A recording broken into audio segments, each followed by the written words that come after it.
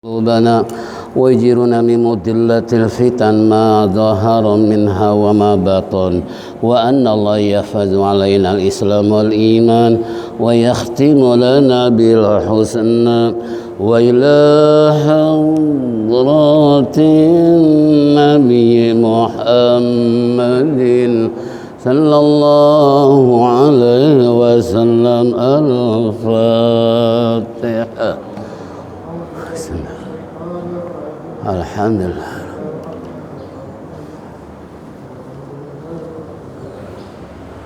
Iyyaka na'budu wa iyyaka nasta'in.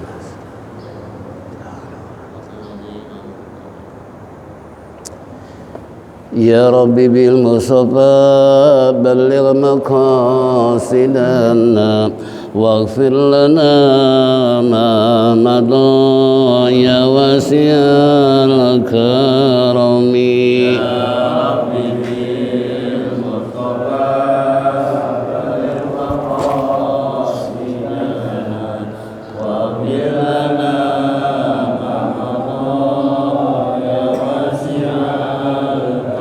بسيد الخلق شمس الحق متسم محمد خير معصوم ومعتصم يا رب بالمصطفى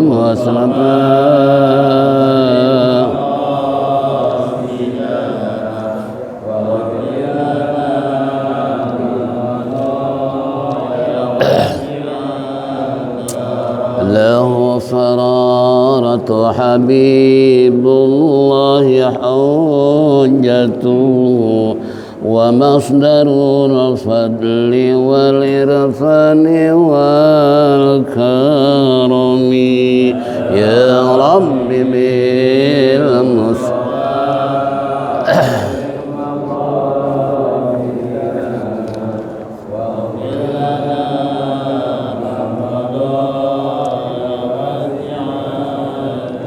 أصل الوجود وروح الكون بهجته زين الشمائل والأدب والشيم يا رب بالمصطفى بلغ مقاصدنا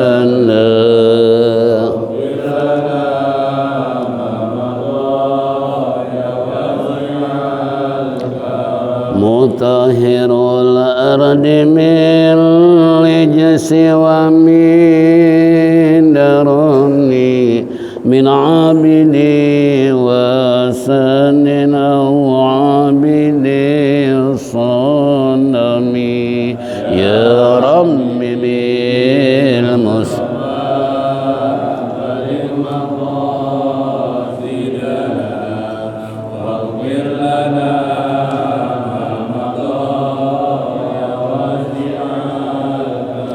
لله من منقذ الإنسان من سقر خير البريات من عرب ومن أجم يا رب بالمصطفى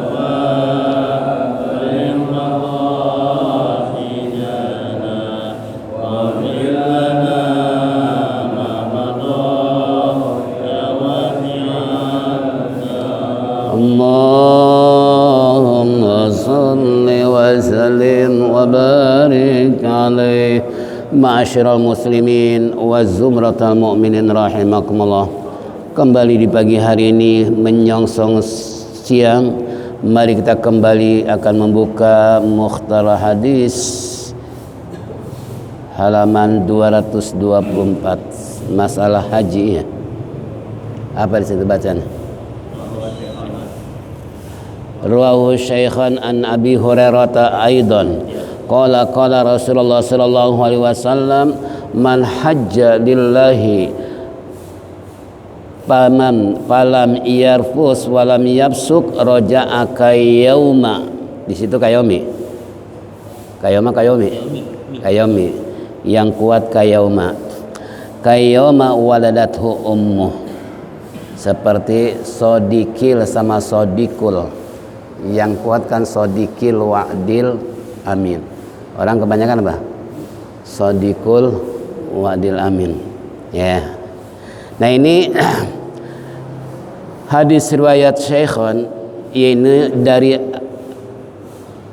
Bukhari dan Muslim, dari Abi Hurairah radhiyallahu an juga ia telah berkata. Apa kata Abi Hurairah?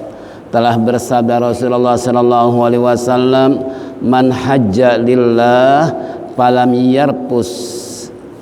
Di situ apa? Palam. Oh, berarti sini kurang lam. Iya, di sini kurang lam.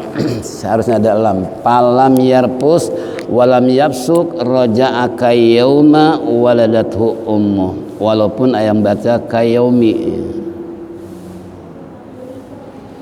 yang artinya riwayat Imam Bukhari dan Muslim dari Abi Hurairah juga telah berkata, telah bersabda Rasulullah sallallahu alaihi wasallam, man hajja lillah, barang siapa yang haji karena Allah, falam yarpus, maka dia tidak bicara atau tidak melakukan kedosaan alias perzinahan, walam yafsuk, dan juga tidak fasik, raja'a kayauma waladathu ummuh, maka dia kembali ke negara, ke rumah masing-masing, oleh Allah dosanya diampuni percis bagaikan bayi yang lahir. Ini keberuntungan orang yang haji. Makanya biaya enggak sedikit, 35 juta, mungkin mencapai 50 juta untuk pembekalan maupun oleh ya. Ini kembali. Nah, 35 juta living cost kembali 4 juta, berarti berapa? 31 ya?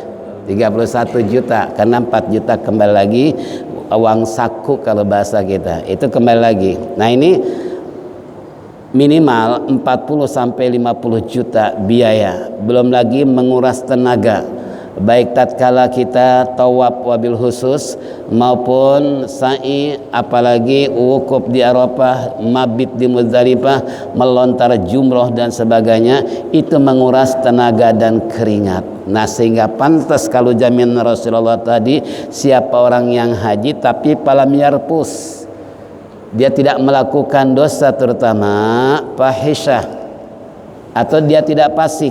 Artinya fasik di satu sisi dia sholat rajin, zikir rajin, tapi maksiatnya juga rajin, ya umpamanya. Ini tidak termasuk. Tapi kalau mereka bisa menjaga perbuatan fasik tadi, nah ini jaminan Rasulullah, begitu dia kembali kayaumi, seperti hari waktu dilahirkan oleh ibunya. Apa bayi dilahirkan? Nggak punya dosa, bersih dan masih suci. Itu juga orang yang pergi haji, begitu pulang ke rumahnya, ke keluarganya, percis dosanya diampuni kayak bayi yang baru lahir. Makanya beruntung orang yang haji, ya.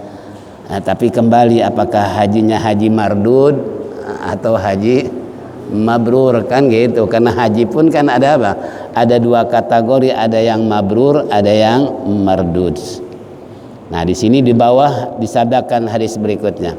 Warwa Shaykhan an Abi Hurairah aidan qala Rasulullah sallallahu alaihi wasallam al umratu ilal umrah kafaratul lima bainahuma wal hajjul mabrur laisa lahu jazaun illal jannah.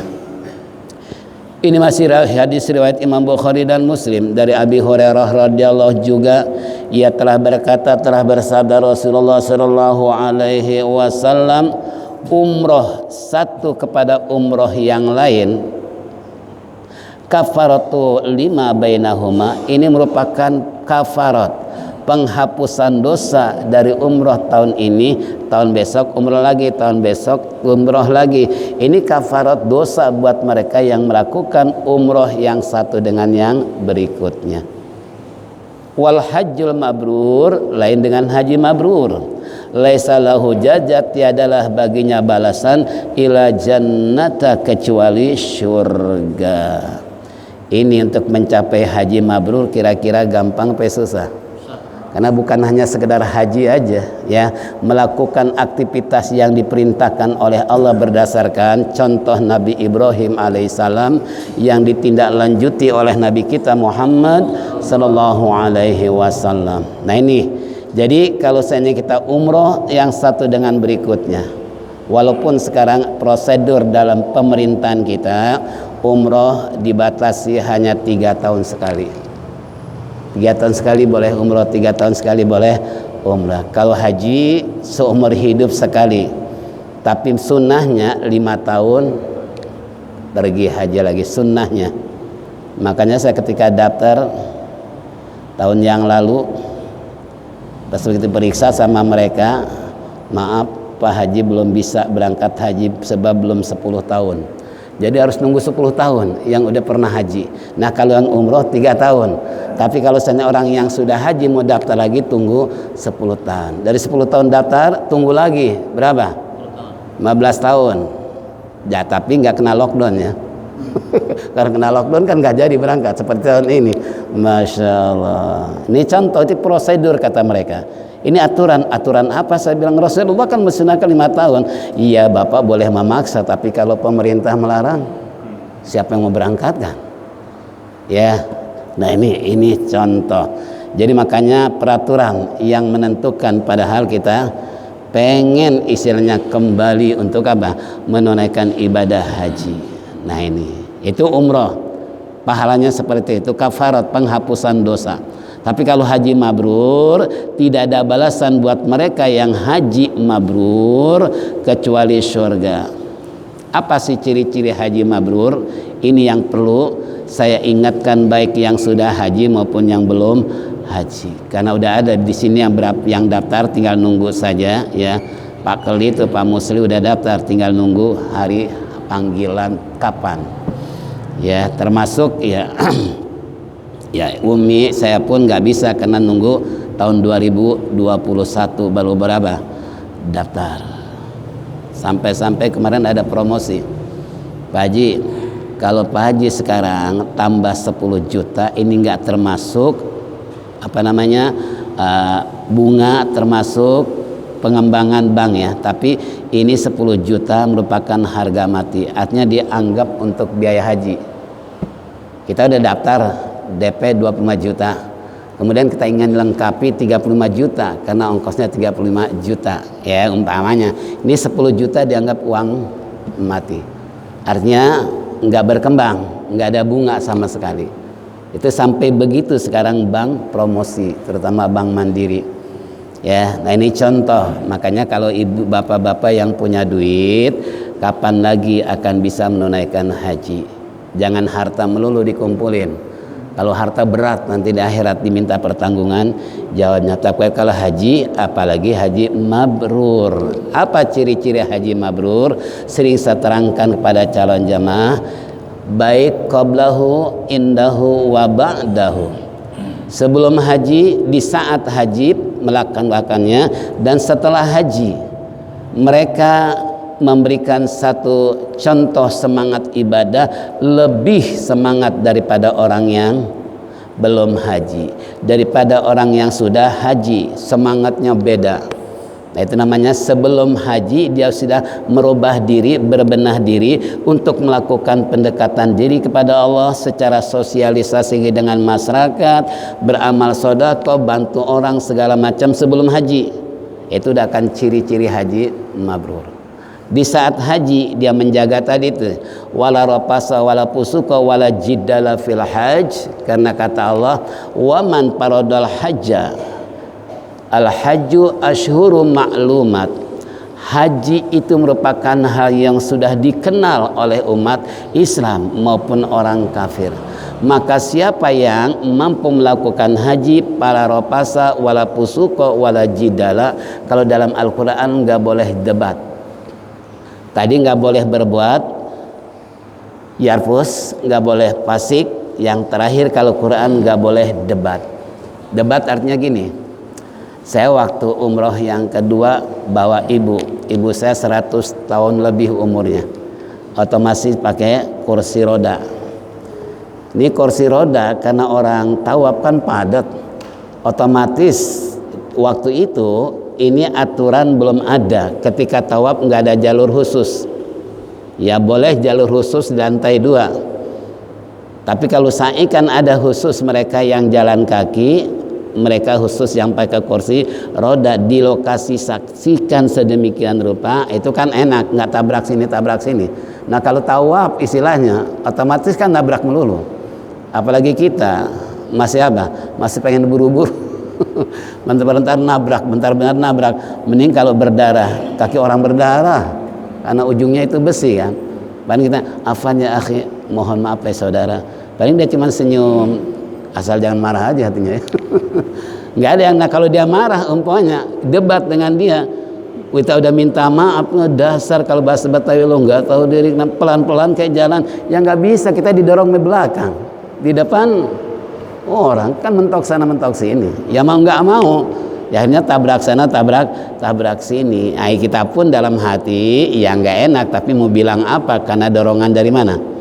Dari belakang. Yaitu ini termasuk salah satu contoh. Jadi makanya kalau terjadi debat, maka hajinya jangan harap memperoleh haji yang mabrur. Itu di saat indahu, ketika menunaikan haji dia tidak melakukan 3 hal tadi. Wa ba'dahu, setelah haji juga sama. Artinya merubah perbuatan-perbuatan yang tadinya pelit jadi sosial, yang tidak pernah nolongin orang, yang kurang sedekah diperbanyak, yang kurang ibadah, nggak pernah sholat duha, nggak pernah sholat tahajud, rajin sholat tahajud. Itu ciri-ciri haji yang mabrur. Makanya balasannya kata Allah surga. Balasannya apa? Surga. Ya. Makanya dalam praktikum begitu menelan istilahnya tenaga, menguras keringat, biaya segala macam, boleh jadi kalau Rasulullah menjadikan illal jannah, balasannya adalah surga.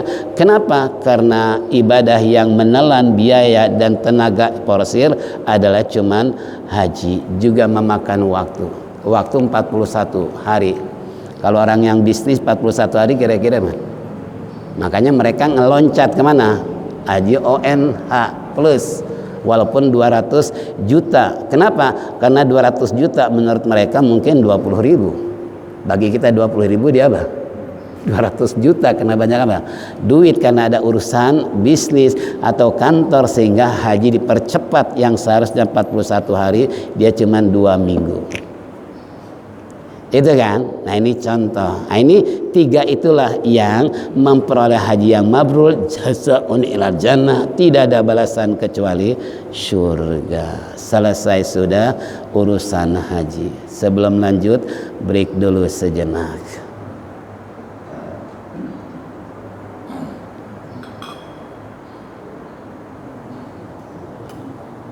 Oh, panas nih.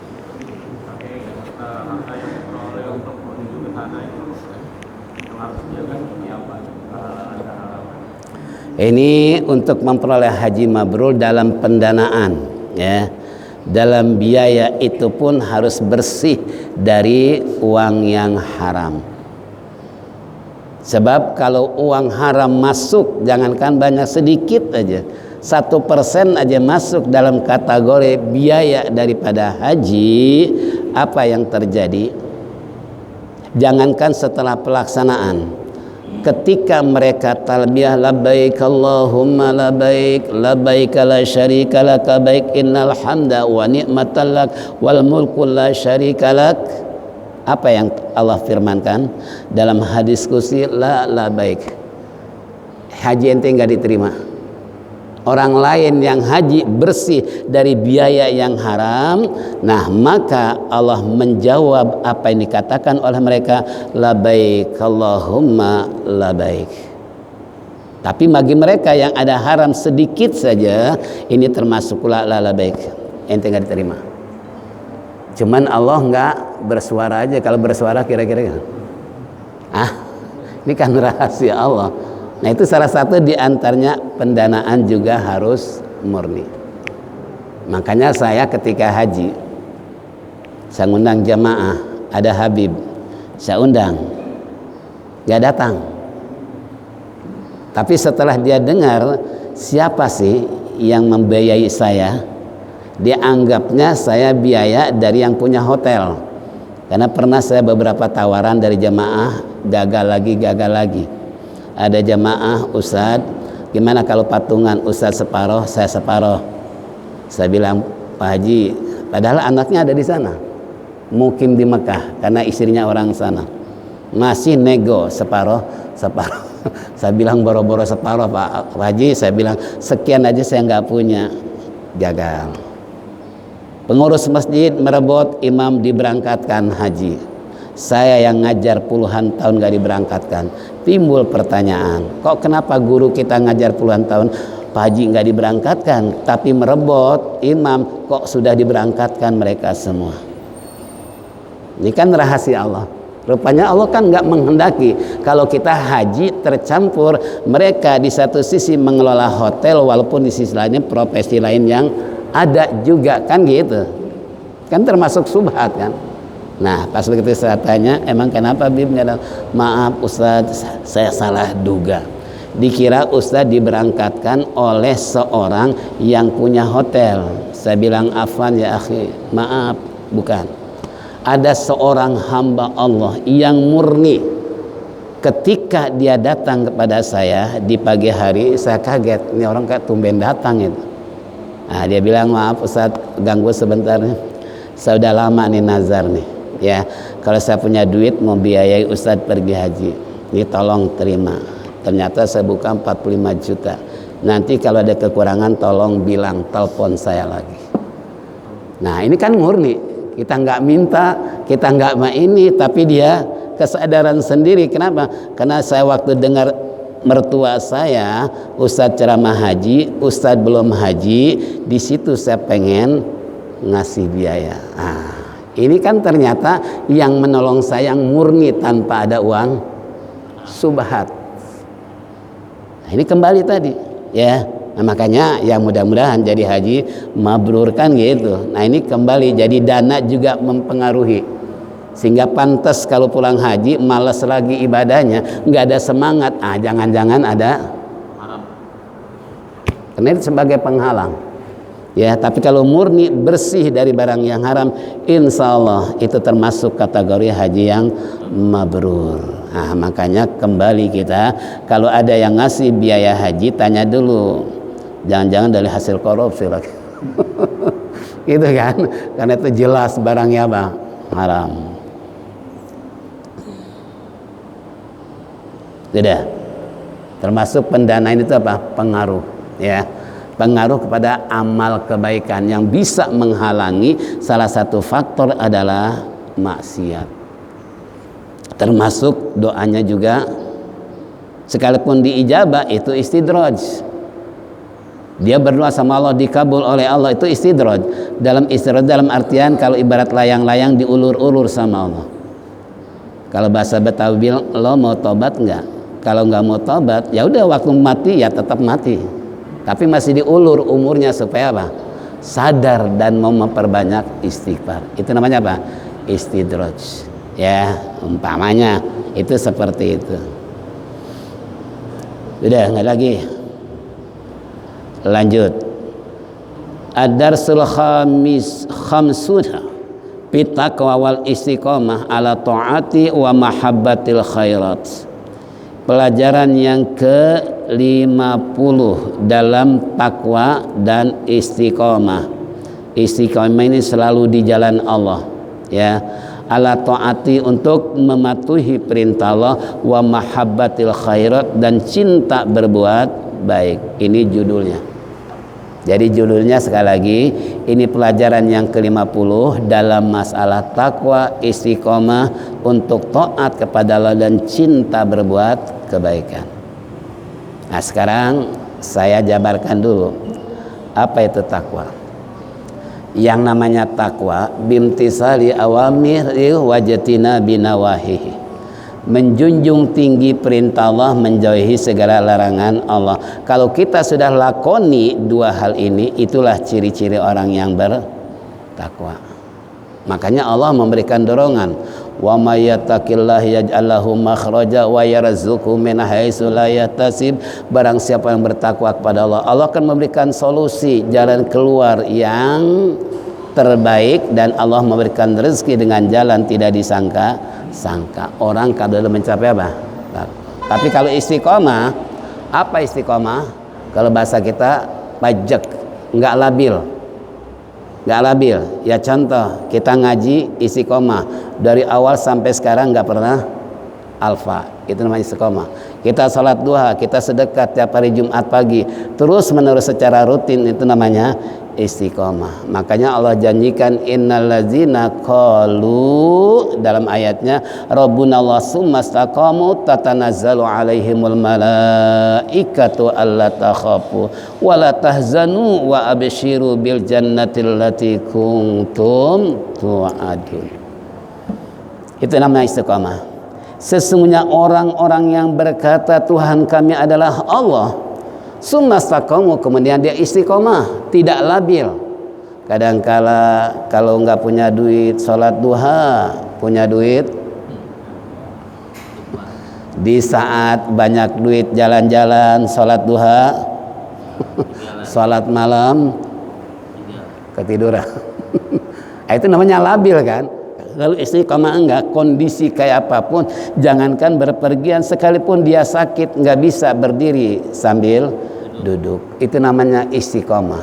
Jadi seakan-akan nggak mau sedikit pun tertinggal apa yang sudah biasa dia lakukan, itu namanya istiqomah. Nah, kalau orang sudah istiqomah, tatanazzalu alaihimul malaikatu alla takhafu, kata Allah.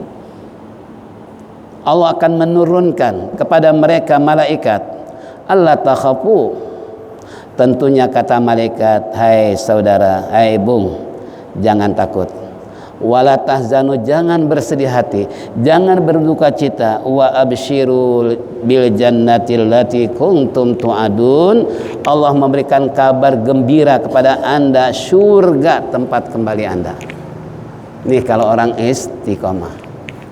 Makanya sering saya katakan ya, semalam di mana ya, saya katakan juga bahwa bapak-bapak jamaah rahimakumullah, ngaji secara rutin, istiqomah, di samping wawasan semakin bertambah, silaturahmi semakin kuat, pahala semakin, surga tempat kembali. Asal istiqomah tadi ya, asal istiqomah. Punya duit nggak punya duit, ngaji. Kondisi normal maupun nggak normal tetap ngaji. Saya punya teman Ustadz Ismail, mungkin Bapak sudah kenal beliau ya. Dia ngajinya berangkat sebelum subuh, pulang jam 11 malam. Kemana mu'alim berangkat ada, di situ dia akan ada. Dia pensiunan ekspor impor, Duana kalau dulu Dana ya, bea cukai. Kemudian dia cerita sama saya, kalau di Bonceng tuh belas banyak cerita, banyak masukan dari beliau. Nah, karena dia istiqomah, apa yang terjadi ketika meninggal dunia itu sudah dalam berada di atas sejadah percis waktu asar. Ini kan Allah buktikan. Buktinya apa? Karena tadi istiqomah.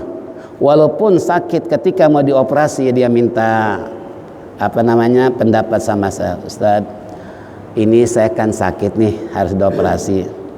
Yang bagus yang mana, operasi atau ngaji terus? Saya balik tanya, nah sekarang Pak Ismail tinggal pilih. Kalau Pak Ismail ngaji tapi sambil merintih, kesakitan, konsentrasinya gimana? Tapi dioperasi, nggak ngaji 1 minggu, kesananya sehat, mendingan mana? Kan operasi, nggak ada beban mental, nggak ada beban fisik untuk melakukan ibadah maupun pergi berangkat haji. Kalau dioperasi, oh jadi bagusan operasi, karena saya juga punya pengalaman. Baiklah, kalau itu saya pengen dioperasi. Udah dioperasi, setelah beroperasi benar, rajin ngajinya luar biasa, sehingga Allah buktikan matinya di atas sejadah ketika sholat asar. Apa Allah nggak salah memilih hambanya yang begitu istiqomah dalam ibadah, kematiannya juga husnul khatimah, kan gitu. Ini salah satu bukti, ini orang istiqomah namanya ya. Kalau sholat duha aja ngaji nih, Tanah Abang mestinya kan panjang. Pertama datang dari pojok sana dulu, terus sampai ke ujung sini, sholat terus nggak berhenti nih. Karena satu persis, ya. Nah bahkan suatu saat sholat duha, ada bapak-bapak, dia pengen berjamaah dengan dia. Pak tunggu pak, saya mau ikut berjamaah sholat duha. Diomelin media. Lo ngaji nggak sih? Masa sholat duha pengen berjamaah? Nah, berarti ini orang nggak pernah ngaji. Nggak ngerti kan? Saya ingat aja tuh. Jadi makanya apapun yang dilakukan sama dia sampai terakhir, kenangan dari beliau ketika turun di Senen, dia ngambil tas, rokok tas. Ustaz tunggu sebentar Ustaz. Ini tolong ya, ini ijazah dari mu'alim, tolong amalin. Karena ini langsung dari mu'alim, dia bilang. Alhamdulillah. Udah sampai sekarang saya amalin. Udah 5 tahun yang lalu. Ini kembali, itu namanya orang istiqomah. Ya, makanya kondisi bagaimanapun, sakit kayak sebab di rumah sakit, di pengajian sakit, mendingan sakit di mana? Di rumah mati, di masjid mati, mendingan mati di mana? Mau mati di masjid? Ini kan langsung mati syahid. Itu kan? Di rumah sakit. Nah dia tanya gitu, habis Ustaz di rumah sakit, di pengajian sakit, mendingan sakit di pengajian, pahala dapat, dosa diampuni, silaturahmi dapat, gitu kan? Nah ini kembali sampai suatu hari mau nikahin anak, ngaji di Kebayoran, jam 8 nikahin anak, jam 7 masih ngaji. Coba mualim bilang, Pak Mail bukan jadi wali hari ini, biarin dia mu'alim, sekali-kali penghulu suruh nunggu saya. Biasanya kan kita nunggu penghulu, biarin sekali-kali penghulu nunggu saya. Saking apanya? Istiqomah di majlis taklim sampai begitu. Makanya Allah buktikan mati husnul khatimah. Kita sudah bisa begitu belum? Boro-boro menikahin anak, bis jalan-jalan aja ngantuk, kecapean, nggak ngaji. Masya Allah, banyak duit nggak ngaji, padahal nggak kemana. Padahal sabda Rasulullah, asyadun nas hasratan yaumal qiyamah rajulun amkanahu talabul ilmi falam yatlub. Yang paling menyesal manusia di akhirat yang bisa ngaji, tahu ada pengajian tapi nggak mau ngaji. Nyesalnya nanti di akhirat. Percaya nggak? Kalau nggak percaya mati aja dulu. Ya, saya mengingatkan hadis Rasulullah, orang yang bisa sehat normal tapi dia nggak mau ngaji, nggak mau duduk bersama. Dia tahu ini ada ngaji, tapi dia nggak mau. Nyeselnya kapan? Di akhirat. Kalau sekarang masih happy, masih bisa pagi-pagi santapan pagi, bisa ngopi sambil nonton, tapi di akhirat jangan nyesel nanti. Karena itu Rasulullah udah ngingetin. Ini namanya istiqomah. Jadi itulah hadirin, kalau orang istiqomah, jaminan dari Allah sampai malaikat mengatakan alla takhafu wa la tahzanu, jangan kamu takut. Apapun yang terjadi di bawah lindungan Allah. Berarti ini kan garda terdepan nih orang istiqomah. Itu kan? Nah, orang istiqomah dijamin oleh Allah wa la tahzanu, jangan bersedih hati. Corona boleh jalan, orang yang istiqomah nggak khawatir dengan corona. Kenapa? Karena wala tahzanu, jangan bersedih hati, jangan berduka cita, jangan stres gara-gara ya. Tapi waktu kemarin ini saya silaturahmi pada Habib Abdurrahman gitu, ngobrol lama sama keluarga ke sana, karena biasa kita suka dianggap keluarga itu, sama Habib Ahmad mantunya. Dia cerita, Ustaz, tetanggaan itu sebelah sana tuh pengen balik lagi ke Wisma Atletik, pengen balik lagi. Kita dengarnya apa alasannya? Karena di sana enak, makan pakai daging, pakai ayam, pakai telur, vitamin dikasih, olahraga. Dokter ngecek terus, makanya saya enakan di sana daripada di rumah. Kenapa? Di rumah harus masak, harus beli, di sana tinggal apa? 14 hari kan lumayan. Lumayan gak kira? Nggak mau, pengen balik lagi, bayangin. Kita dengarnya apa? Serem ya, merinding. Hidup sendirian, nggak boleh ditongek, nggak boleh ditemani. Ternyata bagi yang sudah pengalaman, saya pengen balik lagi ke sana. Oh, karena makannya enak kan ya, pakai daging, pakai ayam, pakai telur. Ya, 14 hari bayangin, 3 kali makan kira-kira kayak apa? Vitamin dikasih terus, jaminan kesehatan, dokter ngontrol terus. Tapi bapak-bapak pengen gak kena? Enggak ya. Nauzubillah min dzalik. Walaupun dengarnya kayak begitu, tapi di sisi lain orang HP aja nggak boleh megang, gitu kan? Kalau ada yang telepon melalui apa? Perawat, baru dikasih. Ini Pak ada telepon dari anu, baru dikasih. Ini contoh. Jadi kembali, itulah orang yang istiqomah. Ayat yang kedua, qala ta'ala fastabiqul khairat. Wa qala ta'ala wasari'u ila maghfiratin min rabbikum wa jannatin arduha samawati wal ardu u'iddat lil muttaqin. Dua ayat ini Allah berfirman, fastabiqul khairat, berlomba-lombalah kalian dalam kebaikan. Berlomba-lomba kebaikan sesuai dengan judulnya supaya istiqomah. Jangan berlomba-lomba dalam kebaikan cuman sekapeng-kapeng. Tahu sekapeng-kapeng? Kalau sadar dia sedekah, kalau nggak sadar padahal duitnya banyak. Itu sekapeng-kapeng namanya. Tergantung kesadaran sendiri. Nah, kalau istiqomah enggak. Ini hari Jumat, Anda harus ngasih sekian persen dari hasil usaha atau keuntungan atau trombol masuk dan sebagainya. Nah, ini kembali jangan dianggap remeh walaupun untuk trombol cuma 2.000. Tapi kalau istiqomah tinggal kaliin aja deh. Man jaa bil hasanati fa asyra amsalihha, barang siapa yang mendatangkan satu kebaikan Allah balas 10 kebaikan. Makanya orang yang zakat dijamin oleh Allah enggak akan bangkrut usaha. Kenapa? Itu alat pembersih. Itu alat pensuci diri dari harta yang kita cari. Karena ada di situ istilahnya hak orang lain. Jangan dikira itu punya harta kita hasil usaha kita. Enggak, di situ ada hak orang lain. Hak anak yatim, hak orang-orang miskin. Nah, kalau kita enggak berikan haknya berarti kan kita khianat. Kalau khianat berarti termasuk orang yang munafik, kan gitu. Ini naudzubillah min dzalik. Termasuk makanya diselipkan oleh musannif. Kenapa fastabiqul khairat masuk dalam bab ini? Di samping suruh istiqomah berbuat kebaikannya. Jangan sewaktu-waktu. Kalau perlu niatkan, ya. Niatkan. Karena saya punya jamaah, dia orang Surabaya.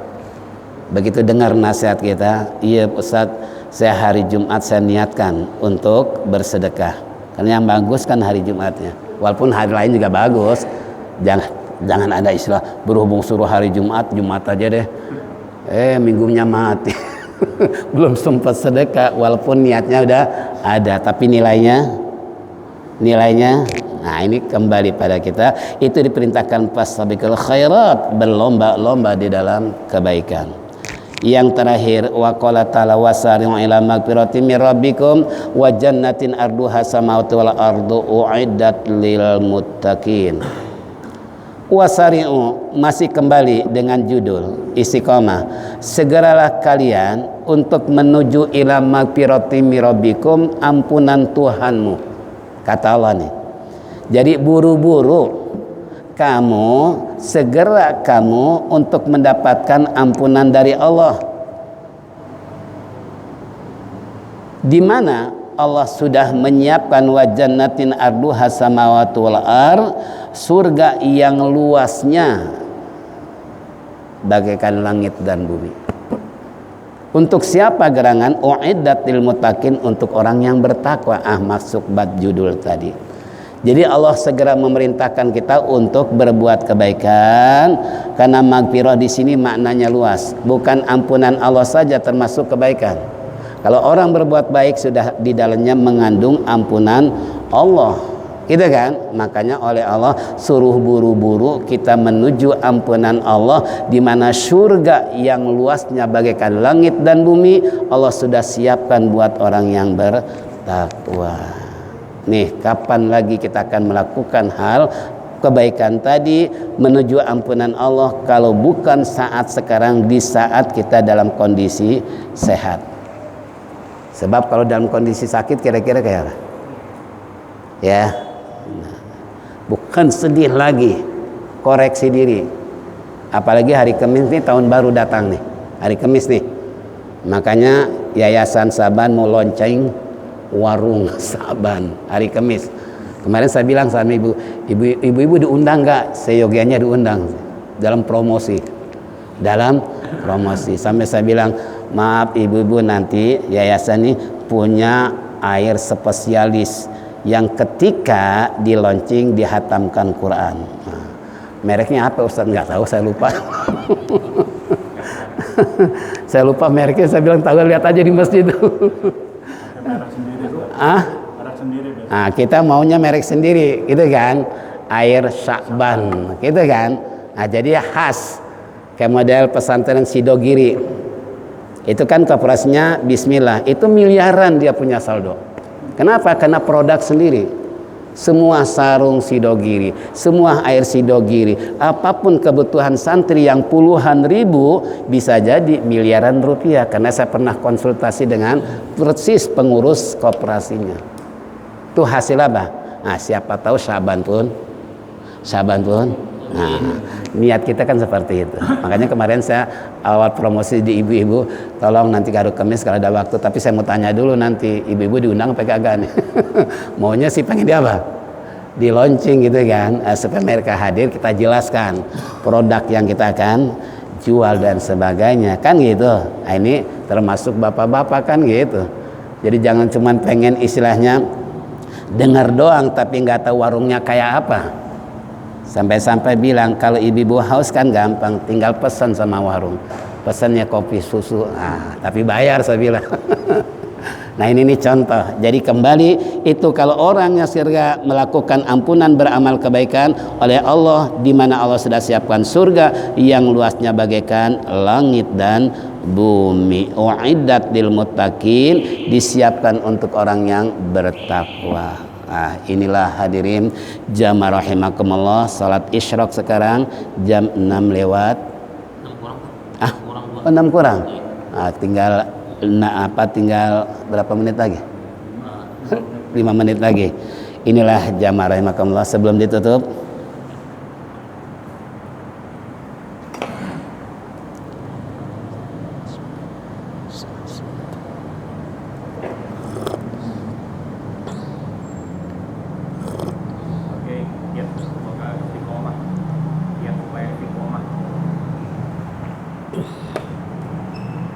ini jurus-jurus untuk istiqomah. Kalau contoh orang sufi untuk jurus istiqomah nih, dia sholat malam, katakanlah sholat duha berapa rakaat? 4 rakaat umpamanya. Hari ini enggak, besok double jadi 8. Besoknya lagi enggak, kali 4 jadi berapa? 12. Besoknya lagi enggak, kali berapa? Itu orang sufi. Kenapa? Untuk benar-benar dia sadar dan benar-benar dia istiqomah. Makanya Umar bin Khattab kalau malas itu badannya dipukuli, dicaci maki dengan sebagaimana istilahnya yang beliau inginkan supaya ibadahnya istiqomah. Sebab kalau yang namanya ibadah semakin kita nggak lakukan, semakin malas, kesananya semakin. Makanya dihukum tadi 2 kali lipat didenda.